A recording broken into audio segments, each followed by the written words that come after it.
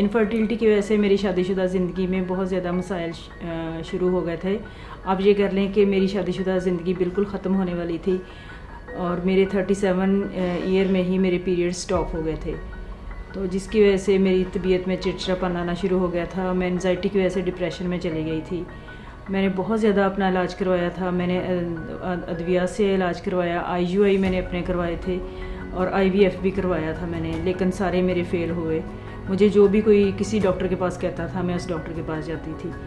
تو مسلسل دوائیوں کا استعمال کی وجہ سے پھر میرے پیریڈز 37 سال کی عمر میں ہی میرے پیریڈز ختم ہو گئے تھے. پھر میں نے فیس بک پہ رمضان علی سید میں جو اسٹیم سیل سے مختلف بیماریوں کا پروفیسر محمود شوکت صاحب ٹریٹمنٹ کر رہے تھے, میں نے ان کے بارے میں پڑھا اور میں نے اسٹیم سیل سینٹر کا رمضان علی سید ہاسپٹل میں وزٹ کیا. وہاں میں infertility consultant doctor Madiha Asad سے ملی. انہوں نے مجھے پراپر گائیڈ کیا اور انہوں نے مجھے تسلی دی اور میرا چیک اپ کیا اور میرے اور میرے ہسبینڈ کے انہوں نے ٹیسٹ کروائے. اس کے بعد انہوں نے مجھے میرے اسٹیم سیل کے 5 سیشن کیے. ہر مہینے بعد میرا ایک سیشن ہوتا تھا اور 5ویں سیشن کے بعد میرے جو تھے ہارمون ان میں کافی زیادہ بہتری آنا شروع ہو گئی تھی.